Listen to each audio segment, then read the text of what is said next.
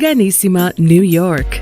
Your exotic skin, hair, and beauty source, and your one-stop shop for all your natural and organic skin and hair care, featuring authentic organic Moroccan oil and prickly pear seed oil and much more.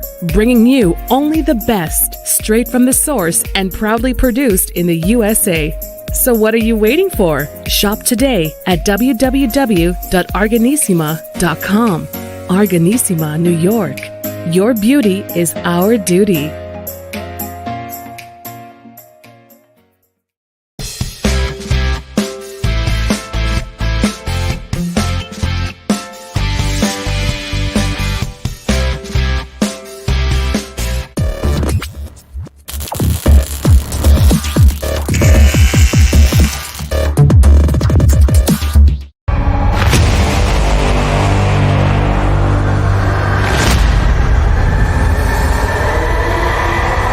Folks, welcome back to the Sales World Channel, iHealth Radio with your host, Hurricane H. New day, new show, new topic. Different angle, as when I say Sales World Channel, Sales Channel, we always have a different angle, and it's a business angle, but it's beyond the obvious. This is something going to be a little bit of a unique twist of business development and, doing things that can benefit you as a business. If you're a business owner, this is your show. If you're a consumer, this could be also your show. It's always good about learning things. But with me, I have a founder of a company who specializes on something specific that we're going to discuss today. And, so it's IMPACTANNEX. And the CEO here with us is Reynaldo Santana, or Ray. Ray, welcome to the show, and thank you for being with us. And we're looking forward to your angle today. Thank you so much, Hurricane. It's great to be here. And thank you, everyone, for listening in today to this podcast. I'm excited to spread my joy, spread some positive vibes, and share more about IMPACTANNEX and how I'm on a mission to impact 1 billion people. Ooh, that's a lot of people. That's what was it, 1/7 of the world or something? Just about, right?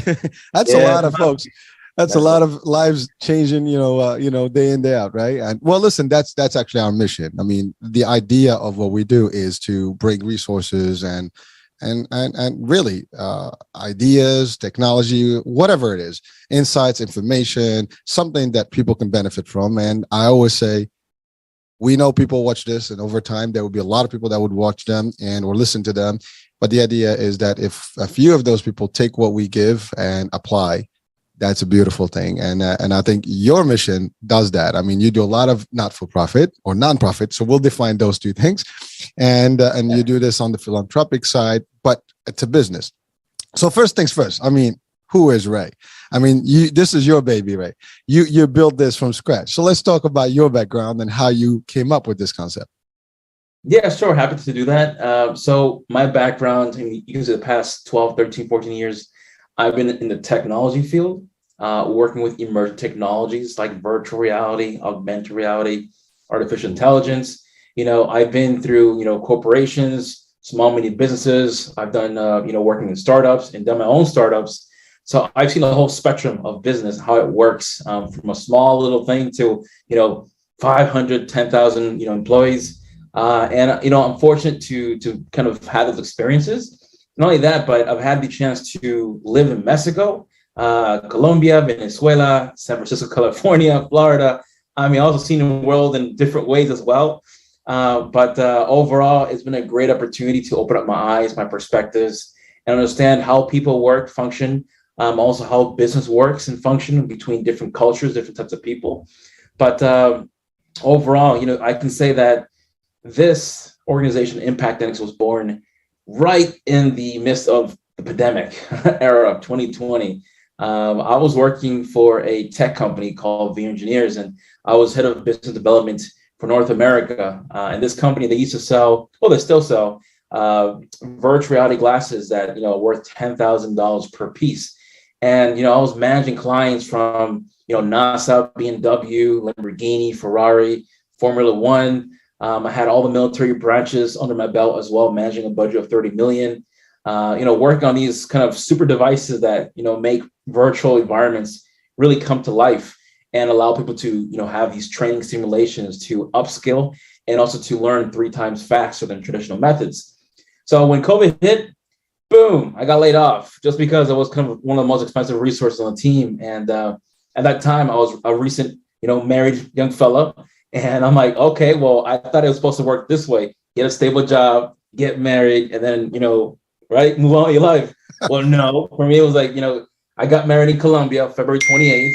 Then the next day, I came back to Boston to work. They closed the border that week. I didn't see my wife for 7 months, right? And then in April, I lost my job, and I'm like, all right, well, here we go. This sucks. And like anyone else out there, I mean, some of us lost a job, some of us didn't. We're thankful for that. But I was one of the folks that I lost my job, and I was fortunate that I had enough savings where I told myself, you know what, I have to do something with my life. I started applying for new jobs, and hey, no one was hiring, or they had, they frozen the budgets for that year just because of COVID.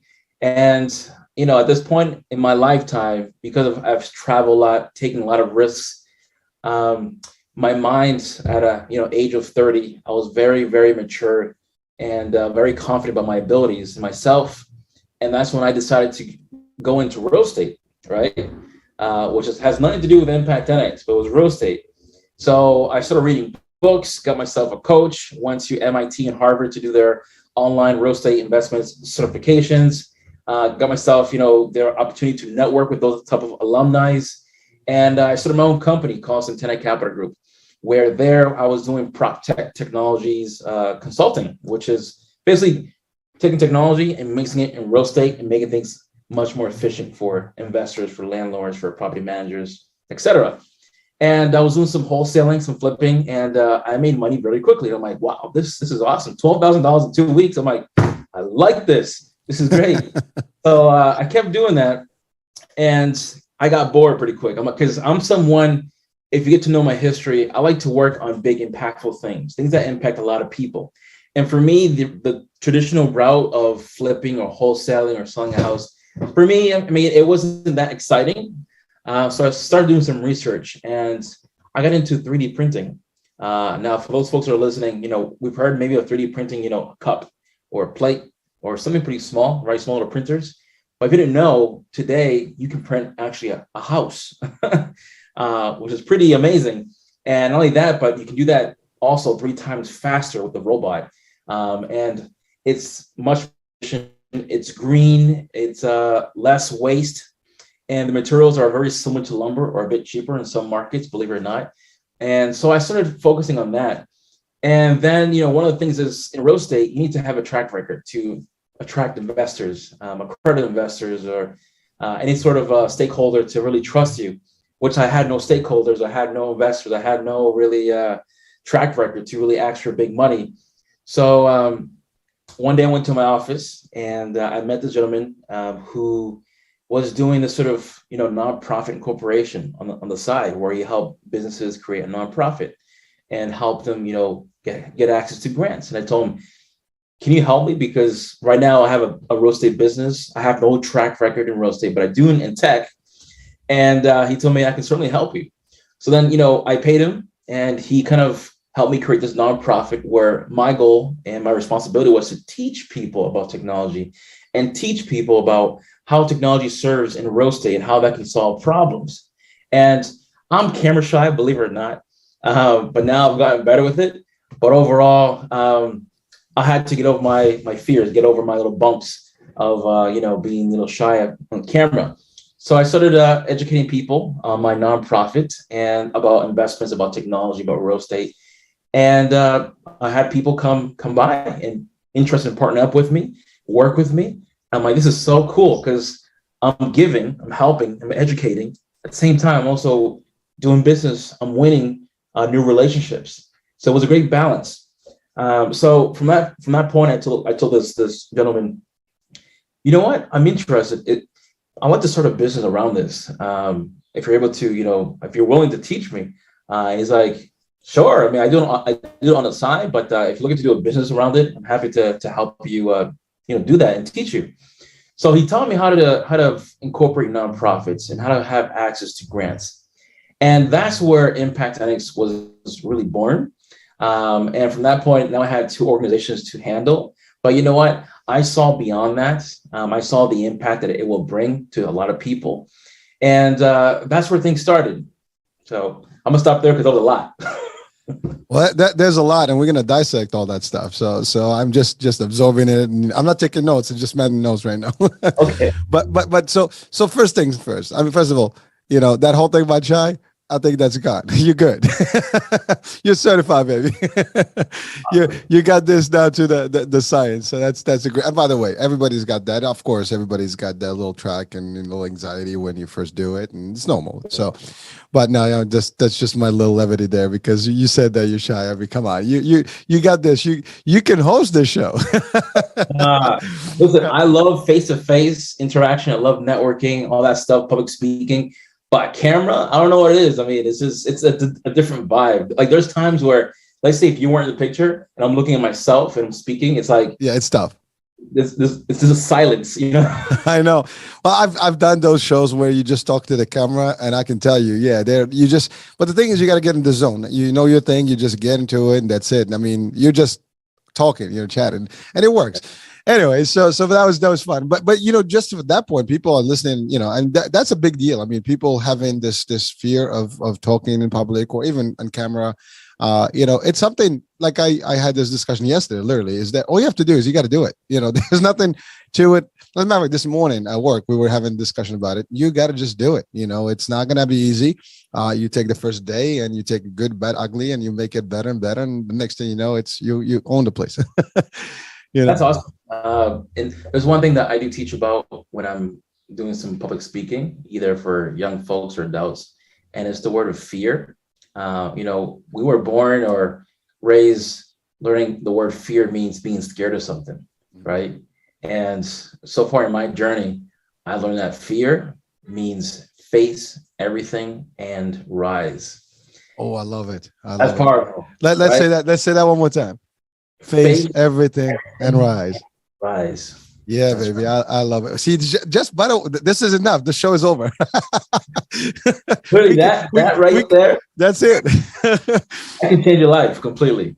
It does. Well, again, it's all mindset, right? Perspective. It's how you see the world. You take that, and make it an acronym that is that powerful, and people are like, wow, I didn't think about it that way. You're right. People are always like, oh my God, I'm afraid. Afraid of what? I mean, what's the worst that can happen, right? But you're right. If you face it, you're done. And that's exactly. And by the way, this is true about business. This is true about relationship. This is true about networking. And we're going to talk about that. Your story is actually very impressive and inspirational to many. And by the way, your story is not, something that we take light, because a lot of people actually have gone through that. I've gone through that, where shit happens and you start your own business. And the story, that's it. There's always say there's opportunity. If the world doesn't allow you to get your income, you create your revenue income stream by doing business and by getting, entrepreneurial. And that's really sometimes what makes a difference between some folks, right? Some people will rely on a job and they continue with a job. Some people can diversify. While there's no job, I'm going to create the job, for me and maybe others. And that's something. And believe it or not, a lot of the companies have started that way. Someone that left the job, created a business, the business flourishes, and then now they have, hundreds of thousands maybe working for them. And we can go back in history and we'll find a lot of people that started that way. And now we have, literally empires behind them, right? They say that from chaos, they say that from chaos, you're like reborn again. And I think that's what happened in the pandemic. I mean, chaos happened and their brains finally started to work for some of us. And it's like, hey, you got to shift, buddy. You got to do something new. You got to survive. You have a family to feed. And that's where people kind of got into that mode of, I got to survive. And they shifted. And many entrepreneurs was born from this pandemic, which is a great thing. So to your point, yeah. That is true. Well, again, necessity is modern invention. And really your creation. I mean, if people find themselves facing, the wall of, you got to figure something out. I mean, you're not going to starve. Unemployment is not going to do it. And some people will rely on that and say, okay, I'm going to get a temporary fashion, get a nice little vacation, long vacation. But that's one way to think about it. But people that are always striving to more and more and inspired, to do more, that's not going to settle them. They're not going to be comfortable with that. They're going to find something. You're one of them, and you're right. I've had so many, businesses that we've done this type of, exchange and shows with, and they all kind of stem from, the outcome of the pandemic. And frankly, while we can look at all the worst things that happened and the tragic and stuff that happened in the pandemic, a lot of positive stuff also happened from it. Right. And it, again, mindset, right? I can focus on all the bad things that happen, or I can focus on the good things that happen. And many people have, really shifted and were resilient and made it. And not only that, now they actually are launched, forget about it. They never go back. So congratulations to that. And also congratulations to your wedding, although it's a couple of years later, but you know what, congrats on the marriage. And, I know it's tough because what you said there is powerful. Many people would probably, life is always peachy and then something happens. And when it rains, it pours, as they say. It all happens in one time. And just like when you think everything is working your way and like, oops, you get all these test runs and, the nice little swings at you and, from all over, but those are hurdles. And that's how you determine whether you're going to survive or not. You can't just give up and say, oh my God, the world ends me. I would say that life is like a golf ball, where a golf ball without dimples can't go as far as a golf ball with dimples. So if you keep getting hit by life, it's because God has bigger plans for you to go farther in life. So I love that. I love that. But also you said something important, is that you've lived around the world, you've experienced the world differently. And that also makes a difference. A lot of people who have experienced different will tend to survive in hostile environments and dangerous situations and the worst scenarios. And people that live in a comfort and they only know one way, they might not be able to adjust and adapt easily as others. And again, from this platform, it is important to take the time to learn other things and diversify. Don't just be a routine person, because if you do, when the first wind of things that you're not comfortable with or familiar with, what you're going to face is just like, chaos, but you're not going to be able to adapt to it, adjust. And that's when people get stressed and anxiety and they go just bad and they lose everything. You can't do that. You can't panic. I mean, that's the same thing when anything bad happens. The worst thing you do is panic. It's not going to do anything. It's not going to solve your problems. You need to just reset, take a deep breath and figure out your way out, what I have and what I don't, and let's work what I have and build from there. And again, we're talking about business anyways, but these are like concepts that apply to life and business at, equally. That's right. I tell folks at least take one day a week and learn something new. Even if it's a 5, 10, 15 minutes, because I know that some of us are all busy and interrupted in our days. But if we take at least 15 minutes once a week to read or to learn something new, that's really powerful, just to develop that discipline, but to learn something new additionally, so that if anything happens, you got your plan B and your plan C, right? That you're good at. I love what you said again, plan B and plan C. You cannot live life with one plan. There's got to be, the backup plan, the backup of the backup plan, contingencies left and right. And, there's always one thing. And I applied the rule of different eggs in different baskets, at all times. There's always 5 things happening with my life. I mean, talking about business, I've started 5 in 5 years and they're all running at the same time and I still work, Same here. Yeah. Same here. The idea is, you don't know which one's going to give and become, the solution for the rest of your life or your life, achievement. But at the end of the day, it's your backup plan for backup plan within another backup plan. And that's it. And the key here is, worst case, you'll always have a generated, income somehow.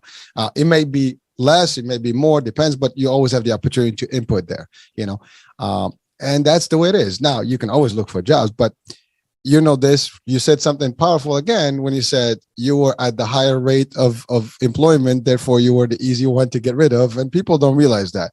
The higher you go and the more money you make, chances are that's where the fat is, as they call it. And they want to trim the fat, you're out. Those some of the positions that first go. I mean, it depends on the hierarchy where you sit, but that's usually a big deal. And those are the jobs that are harder to find, because the higher you go in the hierarchies, the roles are limited, especially in industries like yours. It's tough. It is. It's very tough. And I must say, many years ago, just for 3 months, I was a staff recruiter. And let me tell you, man, I've just listening to people cry on the phone. They're in their early 50s or 60s and they have a full family and they lost their job. And they're crying on the phone for help. And you have your hands tied behind your back. You really can't do a lot for them. And that's just my own personal experience. But just think about the hundreds of thousands of people out there in the same situation. And it's unfortunate. So I'm trying my best to kind of help those folks as well, because I get it. every situation is different. And sometimes you're tied behind your back, right? So that's what I'm after. No, well, listen, whatever you're doing now is going to help, and we're going to talk more about that. But again, I'm dissecting a little bit some of the stuff you mentioned. You also talked about something interesting, augmented reality. You talked about AI. You talked about the virtual worlds. Virtual is the next world. I mean, that's where we're going to be going, and actually we're already there. I mean, you can make your own virtual reality, in business. You can actually have your meta world right now. They do have them in different, fields. I mean, obviously Meta, the Facebook guys, are building all that stuff, and you and I, we can literally be in a virtual space right now instead of being on Zoom and having this discussion, having coffee with our avatars. I mean, that's really how it's going to look, as you do it. We just have to pop in. If anyone has experienced them, I mean, it's so real. It's not even funny.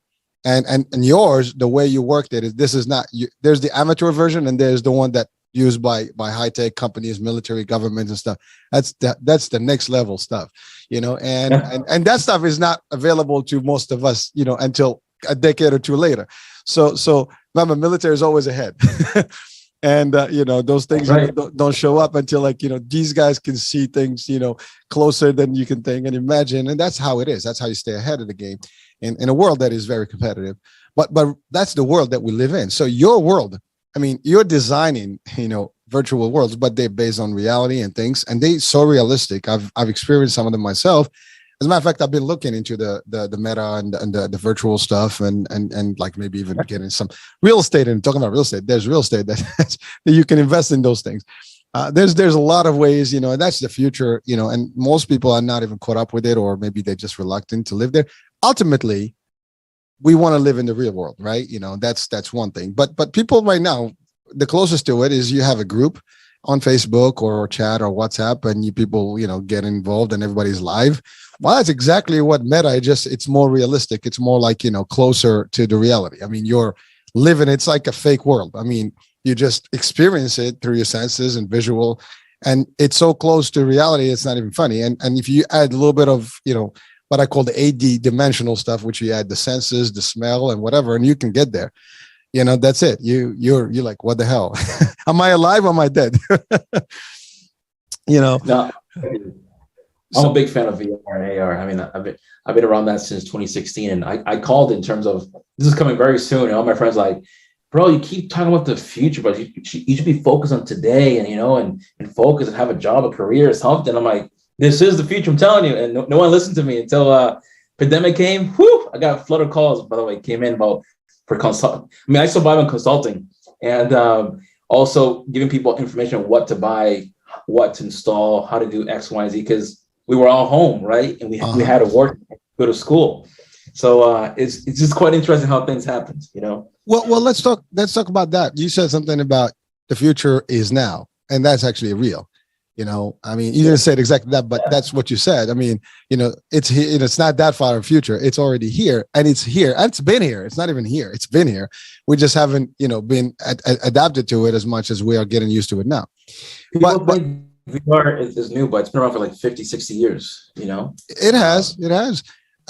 Everything, I mean, technology has been, but the pace of it is moving fast.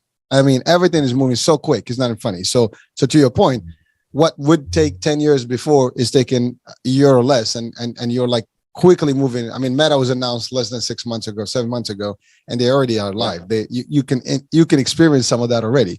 I mean, there is investments, there's properties, there's things you can do in that world already. It's amazing.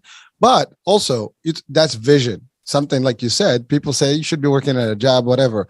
If you do see what the vision is, in the future, you should be part of it now. I mean, that's the other thing. You don't want to be too late.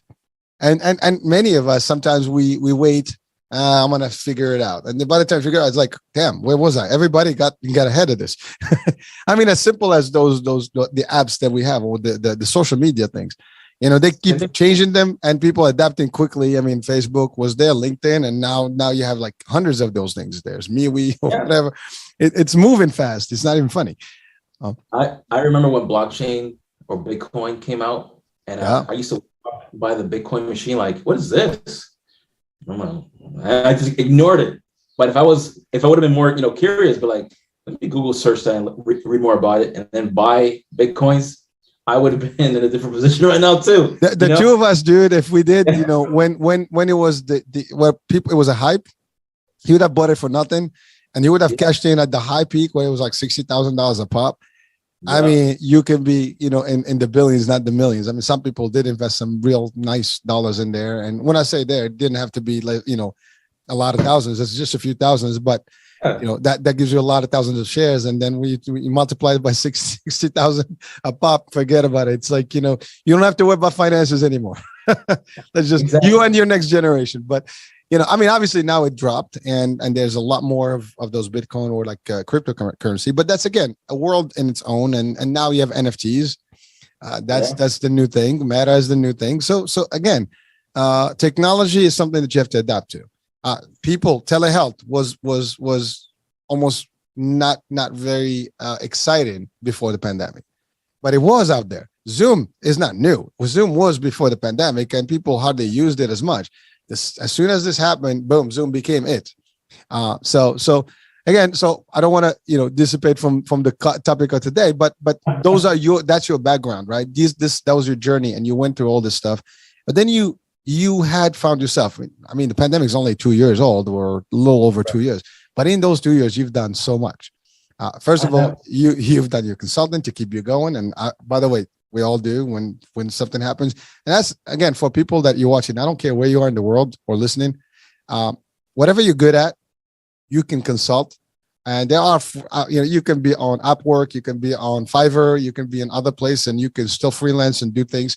Or you can just, find accounts and work with people. And if they know that you're an expert, they're going to need you. And you get paid per the hour, whatever. And you can sometimes even put your own tag. So if you're an expert at anything, use that. Don't just say like, well, I'm not good for anything. And except if you work for someone. By the way, this is my formula. And, and I think you and I will probably agree to this. I have never worked for a company, although I work for people. I work for companies, meaning I work with the companies, but I don't work for anyone. I work for me and my family, and that's always been my motto. So yes, I say this in trainings. When you work with a company, the company is your financial institution, your operations, your support system. You're your own CEO. You're your marketer. You run your show, and the way you run your show will determine how successful you're going to be within that hierarchy of that company.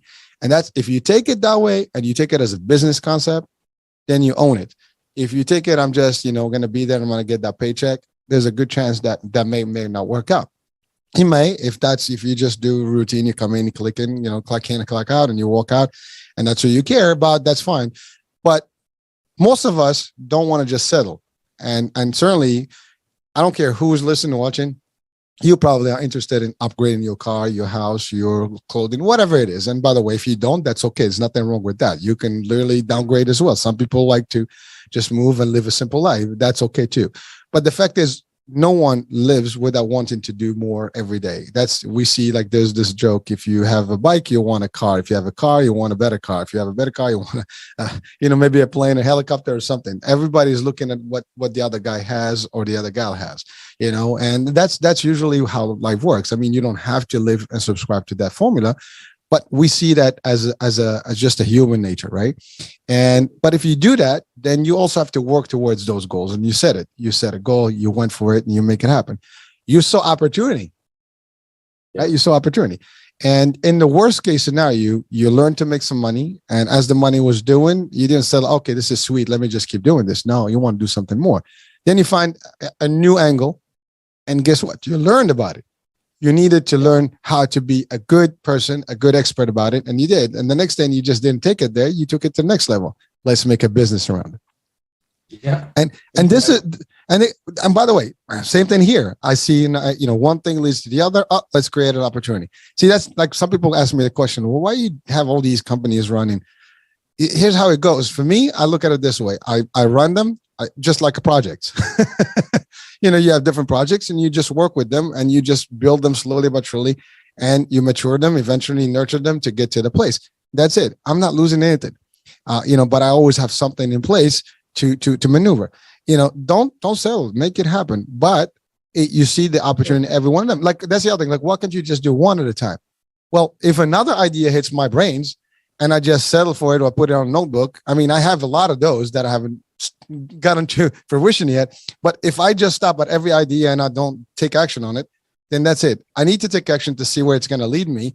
And then it's going to get to a point. Maybe I can continue with it. Maybe I'll stop. It's not a loss. It's whatever I'm doing with this, it's at best an experience, training, learning, and it's still going to benefit me overall. So there's no loss to you. That's the thing. Looking at it from no loss concept will make a difference. So again, now about you, Ray, you did this. I almost described, your way you've presented it. I'm describing what you did, to our audiences because I believe in that. That's how you're supposed to be. And by the way, we're not forcing this ideology on anyone, but if you went to school, they're going to teach you the basics. This is beyond the basics. This is actually a real world affair, because at school, they teach you the theory and what could work and how it does. Maybe they'll teach you. And by the way, I'm not eliminating or taking down any value from school and what they teach. But typically what you learn in school and what you see in the real world can be a little bit of a different level, or maybe a big level of difference, because in real life applications, everything is different. You get the basis, the foundation. But once you go out to the real world, like, damn, I don't know how to operate this. Well, that's not something you learn in school. You might have learned the basic things, how to communicate, the writing skills, the apps that you use. I don't know, maybe Excel, Word, some of the things that get you the work, PowerPoint to present, whatever. But those are the basic. They teach you basic accounting, whatever. Even at the highest level of education, you still learn things. But in the real world, the applications can be different. And business is very volatile. I mean, and very malleable. There's so many ways and angles. And there's so many schools of thoughts too. That's the other thing. There's no one way to run businesses. And there's leadership and this, that, the other. So vision, mission, going after your goal, putting a plan together, putting a secondary plan together. What happens if you fail? And that's the thing. You have to factor in all the things, and you factor in that you can still go at a loss. But the idea is that you're going to keep up and make it happen. So you did that, and you learned a new trick, a trick that can help, somewhere the number you said, 1 billion of people. And we're going to talk about how you anticipate to do that. But then the concept of, I guess, the company started. Correct. And it started with creating those opportunities for grant. Now, you said you talked to this dude and he explained to you how you can make money or get grants, through creating not-for-profits. Correct. Yeah. So let's dissect that. Like, how does that work specifically? Yeah. So basically, first of all, when we think about a nonprofit, first thing that comes to mind is, people looking for money or asking for money, or they're not profitable. Or it's just for those people who only care about impact, don't care about money or nothing else. They're just peacemakers. And I think people are wrong, and they shouldn't overlook nonprofits. Shame on you, and shame on me too, because I was one of those folks too. But this opened up my eyes and my perspectives. And if anyone today would to Google celebrities that have nonprofits or politicians have nonprofit, you can be surprised how many of your favorite actors, actresses have a nonprofit, and they're very smart. So there's a lot of tax incentives when it comes to having your own nonprofit, ways to give back, ways to become a philanthropist. So that's where, for me, it was I began to learn more about nonprofit and how it works when I went through my own experiences. And I thought I wasn't going to like teaching people about, what I know the most. But, after the camera shy kind of went out the window in some ways, I started enjoying it. And when people kind of hit me up via phone or Zoom or something, I felt great and happy and kind of fulfilling when I had a chance to help people with information that I knew. And basically, the whole thing is, and this is my perspective, working in startups, small, medium businesses, and corporate, and going through business school, we're all taught to, ABC, always be closing, or sell, no matter what, right? Close the deals. And okay, that's great. I get it. But one thing I was taught, from my parents is give before you receive. And I think that's a really important message that some of us have forgotten about that, to give before we receive. And sometimes we grow and we make a lot of money and we forget about that message. So at IMPACTANNEX, my goal is to bring that back into the mentality of for-profit owners to give before they receive. And one way to do that is by having a digital nonprofit, I call it, which is basically a website where you have educational content, and basically there's no storefront. It's just a website. Not only that, but there's many for-profit owners that have that mentality, and I was one of them. Once I get rich, then I'll give back, or I'll do philanthropy. Or once I'm successful, once I hit these certain numbers, I'll start giving back. I'll start donating to charity. I'll start doing all this work, traveling left and right, and etc. Well, the good news is that you don't have to now wait until you become rich or hit a certain number. You can start doing philanthropic work right now by having this digital nonprofit. And the way that works, Hurricane, is basically whatever your business is, we incorporate a nonprofit right next to it that aligns with it. So what does that mean is that, let's say I'm in real estate, right? That's my for-profit business. Well, my nonprofit is going to be about real estate as well, but teaching people maybe how to invest, teaching people what's the difference between wholesaling and flipping, right? It's providing educational content via different, marketing channels like a webinar, a presentation, a workshop, a course. It can be also a podcast. It can be ebooks or even blogs, right? And what happens is that you use your nonprofit to educate folks and use your for-profit to support people, service them, and sell them anything or do any sort of partnerships there. All right. Now, what's great about having a nonprofit is you have access to grants. And one of the grants that we focus on is the Google Ad Grant. Now, if you didn't know this, because 98% of my conversations, folks don't know about this grant. It's been around since 2003 from Google.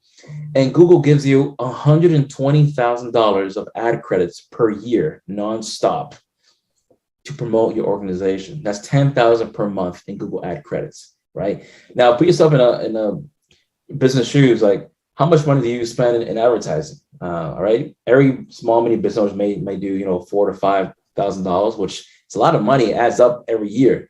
Now, if you're able to save that money and allocate it somewhere else in your department, that's awesome. That helps a lot. And I saw that during the pandemic, many business owners had to, cut staff, cut their marketing advertising budget, they had to close down for various reasons. And this is one of the ways that it was helping businesses, is putting their services and products onto a nonprofit platform where they just educated people on how their product service helps them, how it fulfills their needs, how it solves the pain points. Because you and I can agree that today consumers do a lot more due diligence than before. They're going to Google your name, your company, what you're all about. They're going to compare and contrast to other companies that are similar. And if you do a Google search on how to do this or what's the difference between this and this, you'll see there's a lot more higher search results than I want to buy this, where can I find this kind of thing, So I like this model just because you're impacting more lives by educating. You're building your credibility. You're standing out from your competitors, right? How many of us can say we donate to charity versus we have our own nonprofit where we do X, Y, and Z, right? Very little. There's more trustworthiness, goodwill happening. Overall, it's a 10x impact that you're doing for both on the nonprofit and also for your for-profit business. So I'm gonna stop right there. That was plenty. Well, thank you for breaking that out. And there's a couple of things you said. One is, when you're doing this and you help people, also you're connecting with people. And again, that's the power of networking. Now, this person that you've talked to, they were doing that and you connected with them. And before you know it, now you're doing this, and and that's the thing with networking. You meet one person, I meet you today, you introduce the idea, we talk, and next thing we know, we have a connection with a third party, and that thing keeps going. And before you know it, you have a whole network of folks that are working, and it's just how it happens. But if you did not present this, nobody would know about it. If we don't, talk about it and maybe share with other people, that's not going to happen. We always say, you can ask, what's the worst that can happen? No, not interested. Okay, you keep asking. You would have started with no matter what. I have to say this, it's really important. It's a small exercise that was taught to me when I was younger, because many of us are scared to ask for help or ask for anything. And the small activity, this is again, of course, but the challenge was we had to go to 3 restaurants and ask people if we can eat from their plate. Wow, that's a tough one. I know. That was hard. They look at you like, what, 3 heads, man?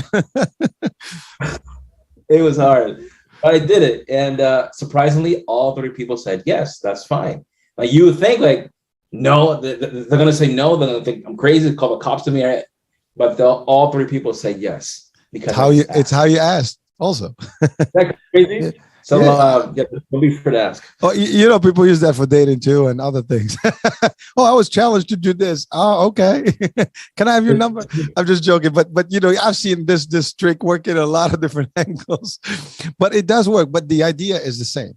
If you don't ask for it, you're not going to get it. That's 100% sure. If you ask for it, you have 50-50. I'll take 50 shot anytime.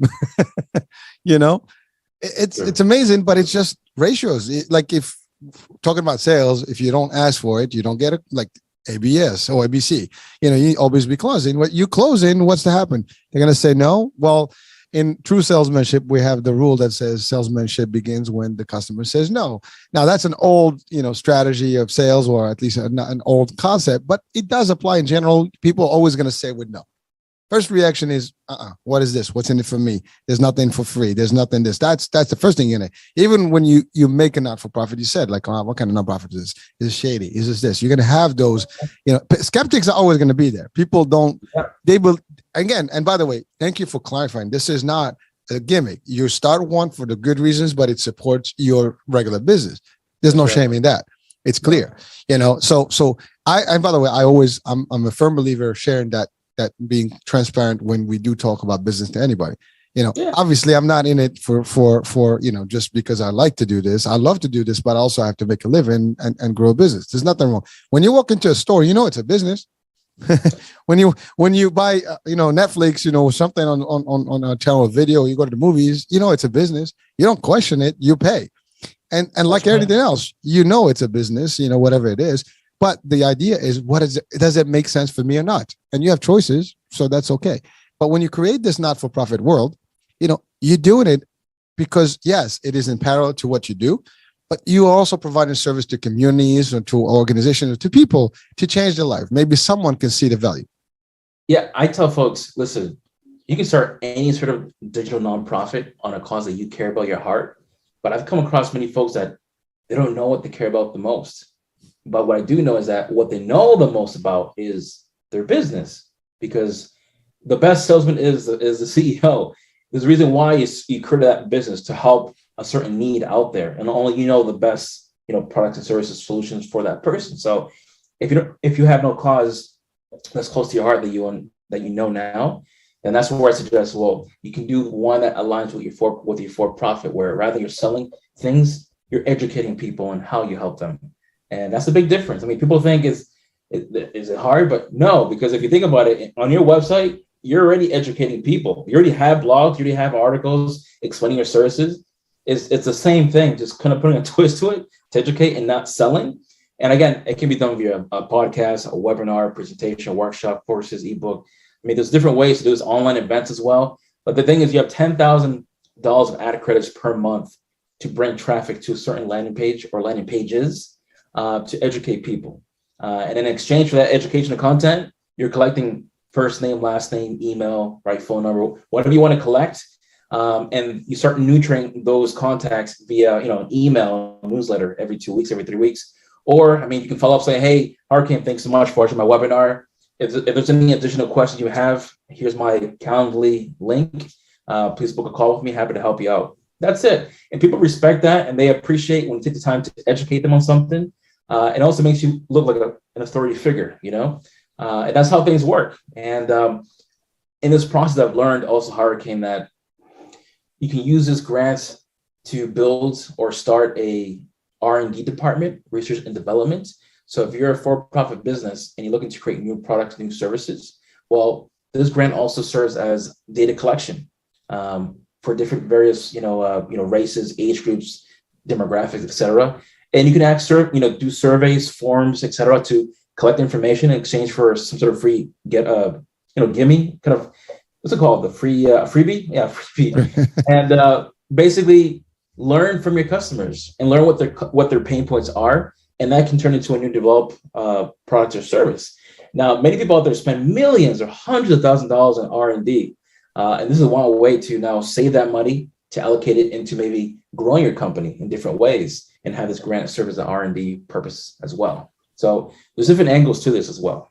So thank you for that. So two questions come to mind. One is the inception of those not-for-profits.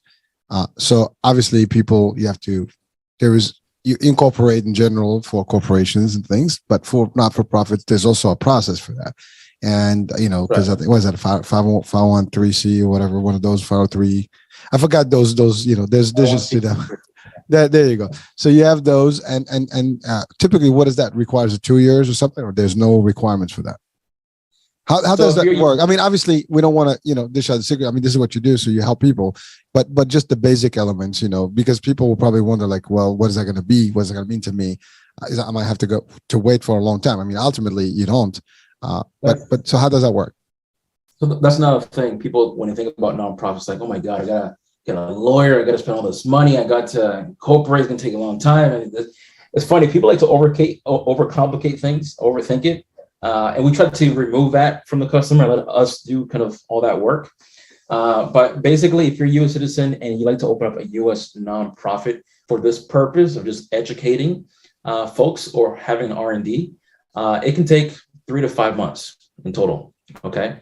And that's in the US. And for people who are non-US citizens, we help them get set up in Canada. If you didn't know, quick fact is any non-Canadian can open up a nonprofit in Canada. It's pretty cool. And for them, it takes about 3 months in total. And that, when I say 3 months, I mean get incorporation and also get the Google grant approved. Same thing in the US, that 3 to 5 months, you get incorporated and also you get the grant approved as well from Google. Wow. And you guys do support that whole process from soup to nuts, from A to Z? Yeah. So the first year, as any business, you have to, you know, test the waters. So I spent over $25,000-$30,000 on this process. I'm saying over just because I don't want to say the total number. It reminds me of my pockets. But basically, I now am able to say I can guarantee the 501(c)(3). I can also say I can guarantee the Google grant, just because I went through all the hurdles, all the roadblocks, all the challenges, so I can help people and support them. Because to get this grant, Google, it's funny, they don't give you any support face-to-face, no chat, no email. It's just heavy documentations, which really tells you nothing. And they don't tell you the best practices. They don't tell you the do's and don'ts. And that's where our value added comes into play. We take away that headache, all that risks out the window, and we make it safe and guaranteed for you. And not only that, but we give you support every single year. So if you come back, hey, I need help with strategy or need help with implementing this and this, happy to give you our feedback, you know, something that Google doesn't provide either. So that's what we do for folks. So thank you. And now ultimately the next question is, what is it going to cost me to get started with this? Right. I mean, that's the big, like everything else, like, well, what's the number? How much is it going to cost? I mean, I guarantee you, as we were talking about this, well, what's the catch? You know, where's that, you know, what's the dollar amount? Yeah. Let me know. We all, like when you go to buy a car, like you don't care about the cars. Like, what is it? How much is it going to cost me? Right. You want to buy something like, and they pitch you something like, what's the bottom line? And you know, just to ease mind, sometimes it's important to just make sure that they understand what the expectations are. And of course, it may vary, depends on the case, I guess, or whatever. But if you're going to do it outside of the States versus in Canada versus here. By the way, when you said non-citizens, does that mean anybody around the world they can incorporate in Canada, or just? That's correct. Anybody around the world can incorporate in Canada. And we have some U.S. citizens that want to incorporate in Canada, because it comes down to the client himself. I mean, if you're looking to just get the grant very quickly, get your nonprofit and start educating, then do it in Canada. It takes 3 months, boom, you're all set.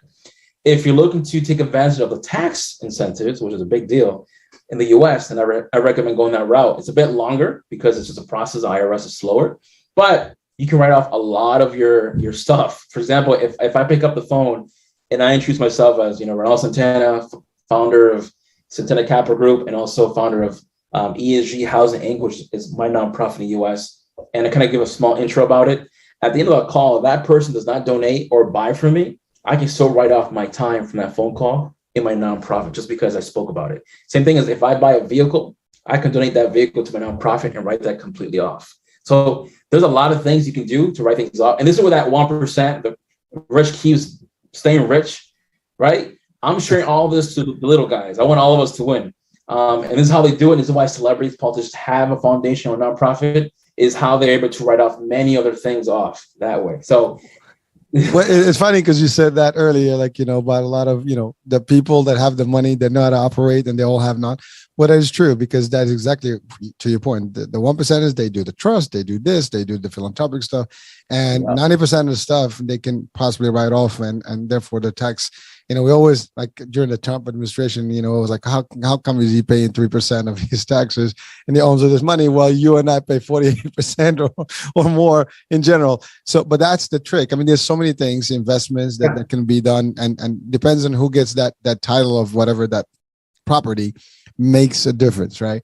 But that's a trick. But I like the idea that you said. So if you want to do it, obviously if you're an international person and you have no tax credits that you can apply in the U.S., Canada makes sense.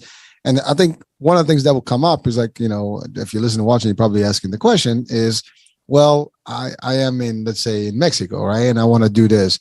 Well, let's not forget, this is online, right? So it's not like you have to be in Canada to do your thing. It's all online. Yeah. So everything's done online. And if you're in Mexico or any other country and you're like, you know what, I don't still feel comfortable to do it in Canada. Hey, you know what? That's perfectly fine.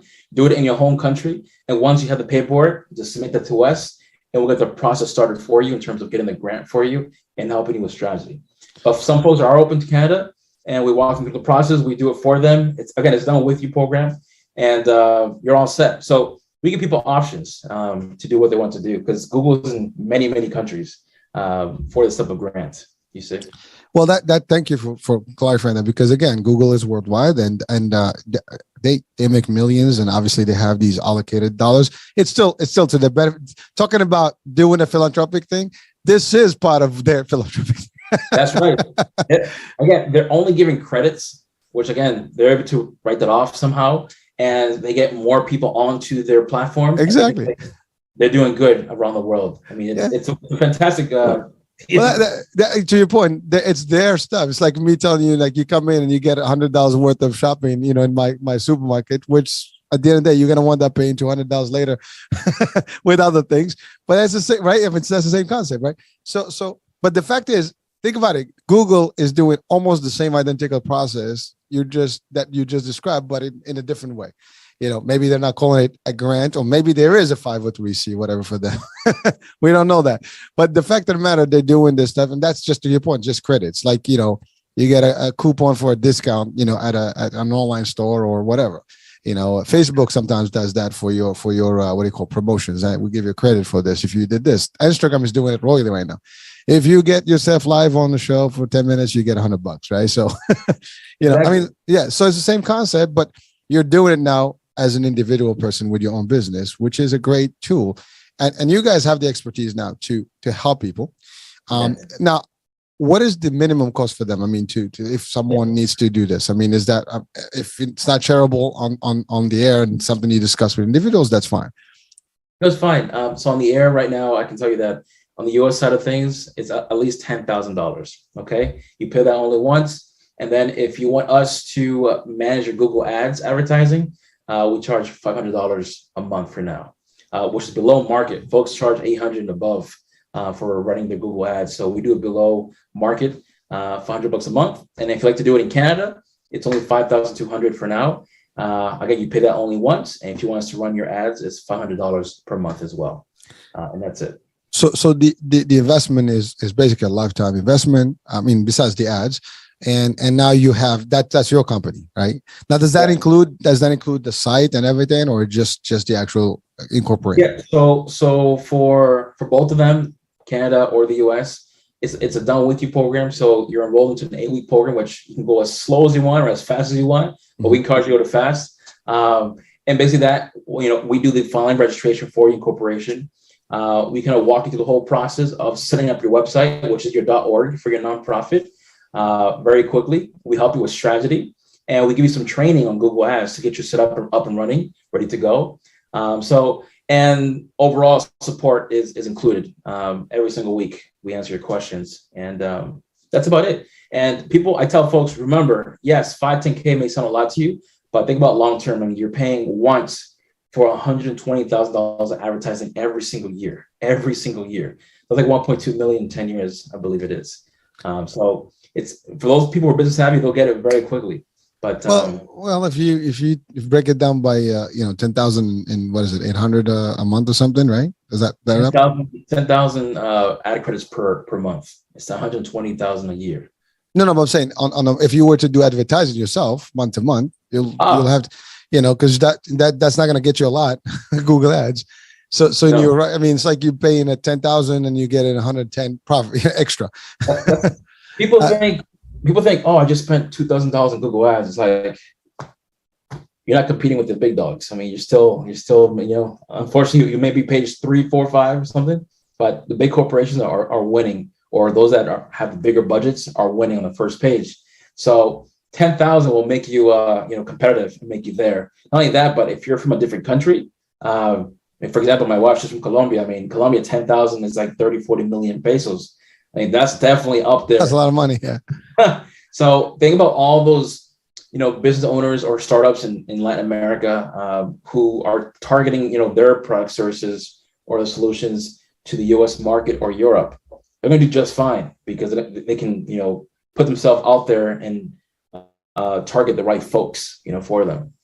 So it can do some big opportunities for people. It can change lives. And that's why I think by leading with education, leading with R&D departments, that's going to impact many, many lives, just because I think we need more nonprofits out there. And that will also create new jobs. I mean, folks who do the U.S. nonprofit, they can raise money as well, receive donations, and they can, add board members, directors, have also advisors, and build out those teams. If they want to go beyond that, they can do that, certainly, I mean, listen, if you take 10,000, put it in a bank, and I don't care, CD or whatever, you're going to get 2%, 1% if you're lucky back. When you do the numbers and you get 120 a year, I mean, that's like, that's a super increase in your wealth there. Not only that, yeah, it's not cash, but that cash, the ads will turn into cash, into conversions. Yeah. And if you spend that 10,000 and just incorporating and going through this whole process, keep in mind that once you start raising money or donation comes into your nonprofit or anything else that brings money to nonprofit, you can reimburse yourself back those $10,000 too. So again, that's one of those tax incentives as well to help you.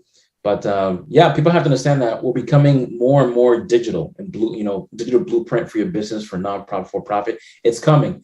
I mean, it's not coming, it's already here. Not only that, but I think this is also the next step to getting ready for the metaverse, because I can tell you now, people are able to shop inside of VR right now. And I call it also 5 years ago. I'm like, one day you put your glasses on and you can buy pizza, you can buy certain things, and they'll be delivered to your home and stuff like that. That's already happening.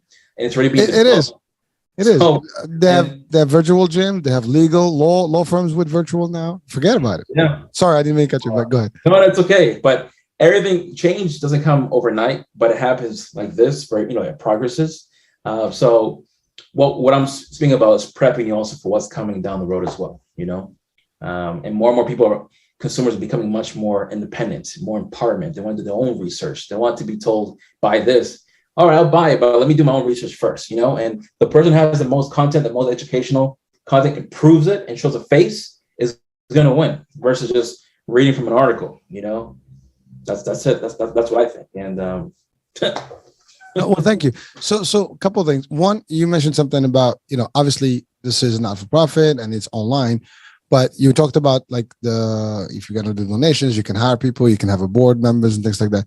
Something that can come up with people asking the question is that, well, not for profit means you are being scrutinized, right? Because, you have certain, rules and regulations you have to follow when you have that.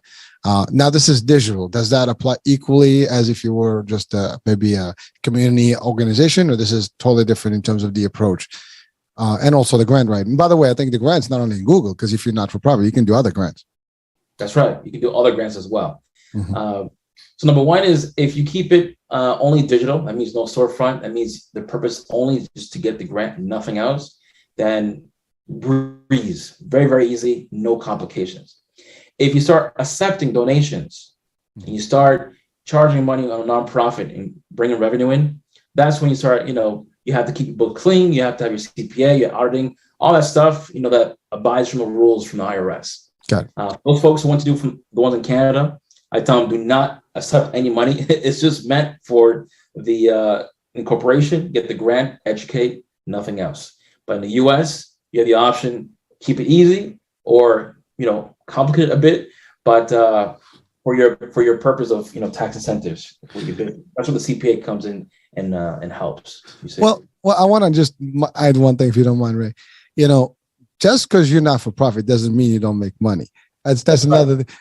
We in the not-for-profit world, we don't refer to it as money. It's called, surplus, whatever the case may be, and the money goes back into the whatever the activities you do. But you can have salaries, you can have, employees, you can have property, you can have a lot of things that is under those. Like to your point, as long as your taxes are good and everything, the books are right and clean. That's right. That's one thing where I'm not sure if we should have a second conversation, but I was going to speak about my U.S. nonprofit. It's called ESG Housing Inc., where we're building affordable homes using 3D printers, like these robots making houses very quickly, right? And the idea is to create all these, apartment complexes as communities, and IMPACTANNEX would sponsor the tenants to have their own digital nonprofit, so they can teach about what they love or what they know mostly about, so they can create passive income themselves, rather than relying on the government or relying on applying for jobs. This way, again, through a nonprofit, as you start receiving this lead gen from the grants and people listen to your story or your presentation, and they create passive income, they can pay themselves a salary, right, for operating activities. And from that point, now they're empowered. Now they're making their own money. Now they're making impact, and now they can survive and they can live and be happy, right? So I'm trying to keep money out from the equation for people and bring in the word empowerment. So that's why I'm hustling a lot on this part of IMPACTANNEX, so that I can create that cash flow to help that nonprofit, and I can sponsor the tenants in this program so that they all have control of their destiny and not be really worried about money all the time. Because I've been there myself too. I start from the bottom. I was born in the projects, so I get it 100%. Well, listen, you are a success, and to be honest with you, you clearly, first of all, are giving back, and that's a big deal because you understand the value of that. And you said it earlier, that's something you've been taught when you were younger. You give before you take, and that's the thing. When you give, you and sometimes you don't even expect back, but you just give here, and karma does the rest, and you do your work, and the rest comes back in tenfold. And that's important. But again, we could do a second actually come back for this one because it's so interesting. But the fact is, what you mentioned now about the ability to actually run and generate some revenue, which gives you the empowerment of flexibility, and therefore you can do more. And a lot of people they're creative enough. They just don't have the ability to manage between like a regular job and do this. But if you can help them generate some revenue, then they basically don't need the other job, and therefore they can focus on this work. And that's a big deal. My goal is to create autopilot machines for people where they don't have to every single day do something new. They can just record a video, have the right audience, use that grant to find those audience, bring those audience to your webinar or your workshop presentation where they watch something, do something, and it just filters and brings them to, book a time on your calendar, where that's where your job is to, answer the questions, support them. And if they want to buy from you, then they can, and that's where you service them. So now last question before, well, not pre-last question. So now what kind of business, ownership, can benefit from this? I mean, ultimately anybody probably can, but like, what would be the ideal business that can really, because some businesses may be too startup and maybe they don't have any capital to kind of invest, and maybe some businesses are making some money a month and hopefully they can, splurge and invest, because if they invest in, to your point, into marketing and ads, this will be cheaper. Yes. So number one is, if your customers are in Google, like they're searching for you, then this is great for you. Part of this grant, the eligibility is you have to have a 501c3 in the US or something similar in other countries. You cannot be a hospital or a school because Google has their own program for that. Number three is you have to be targeting people that's statewide, region-wide, nationwide, or country. It's not really meant for your own local community. For that, I just recommend to do SEO, search engine optimization. So that's really important. And let's see, number four is in terms of, well, first of all, we have financing, if that's an option for people if they want to do that. But if you're a startup, I think it's important to, and this is where the R&D comes into place for startups. One thing I learned from my own startups in the past is you have to understand and learn how to validate your idea. Because many folks, they raise all this money, the pitch decks, they have everything ready to go. But at the end of the day, they fail because it wasn't really a need in the market. And that sucks. And 97% of people fail for that reason in startups because they don't know their audience. They don't know their need. Is there enough big need out there for this product service? So having your own R&D department where you kind of do a lot of surveys, you ask questions, you give freebies away, and you get all that data and you analyze it, will tell you if what you're about to create is worth it and it's needed right now. If not, then now you don't have to shut down and start again or shift. So that's one thing good for startups. If you already have a customer base and you're looking to expand and you already have content, then yeah, it's great for you because then you can just blast it everywhere, or not everywhere, but wherever you want to blast it and have some sort of funnel that's organized so that you can qualify people. So that when people speak to you, you know exactly that they're already qualified, they listened, they read your FAQs, and they just want you to take their order, basically. So hopefully that answered your question, unless it actually did more.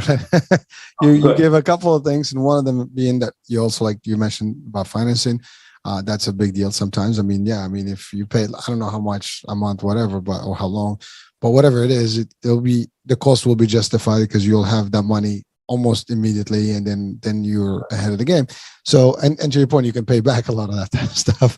So, right. So it's, and then I'm assuming there's no prepaid penalty. So if, those finances are paid up, and so there's that. So again, I'm just trying to paraphrase what you said. So, but so now the last question is really, how can we get people to reach out to you? I mean, ultimately you have your website, and people can reach out there to apply, yeah. or they can also go and just learn more on your site. Yeah, they can go onto my website, IMPACTANNEX, ANNEX.org, or they can go to my LinkedIn, Reynaldo Santana. Well, I have a picture with Steve Wozniak, co-founder of Apple, if that helps. Two chubby guys together. But I'm on Facebook as well. So either of those channels can will lead you back to me, and I'm happy to have a 15-20 minute call and to understand your situation and how we can help build that philanthropic side to your business. Perfect.